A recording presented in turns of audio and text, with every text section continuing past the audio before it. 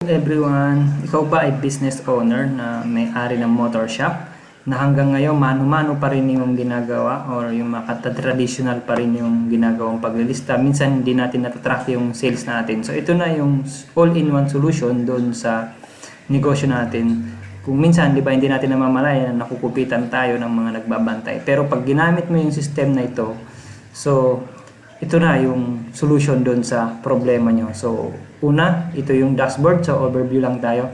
Nakikita natin yung araw-araw na sales natin, kung magkano yung product at saka yung service na ginawa ng mga mekaniko. And then, auto-alert din siya. Mapapansin natin, may auto-alert doon kung sa mga stock natin ng inventory. So, automatic din siya sa baba. And then, dito sa net profit, so mako-compute din agad kung magkano yung pinakakita natin. Yun yung makikita sa dashboard. At saka sa product, napakadali lang siyang gamitin, no? Isang search mo lang ng product, automatic pwede ka nang mag-add to cart. Ito na siya. So makikita mo na siya agad. Then automatic magko-compute na rin kung magkano siya. And then pagka sinuklihan mo na siya, so automatic magka-count na rin. And then proceed sale lang, automatic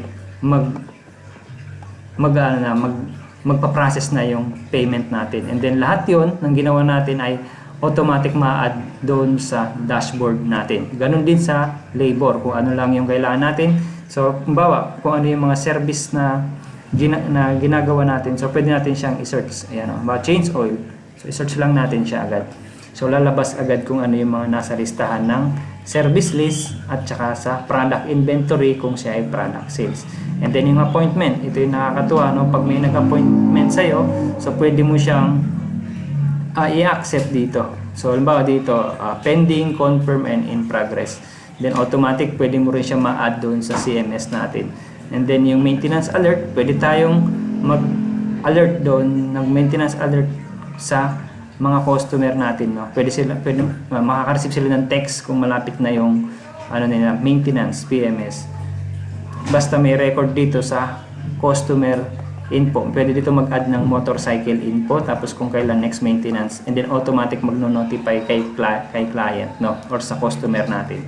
So product inventory, and then yung mechanic natin, mechanic share. So ito yung napaka-importante. Minsan nagkakagulo doon sa shop kasi hindi alam kung magkano ba yung kinita ng mechanic or maliit yung kinita niya. So dito, makikita mo na dito yung mechanic share. Halimbawa, labor share, 70%. Ayan. Then makikita mo na doon sa tracker natin, no? Dito, sales tracker. Ito, makikita mo daily, monthly, at saka annual. So makikita mo yung graph, monthly, then annual. So makikita mo. Then ito, lahat nito ay makikita mo na. Then, yung expenses natin, expenses tracker. So, makikita mo rin dito kung magkano yung ginagastos mo, no, na tracker, no? Daily, monthly, at saka annual.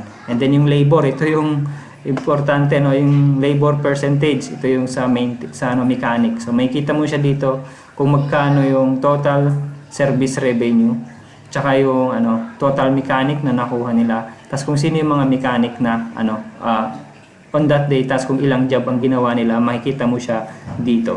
So, yun lang. Para sa full demo nito, PM lang po.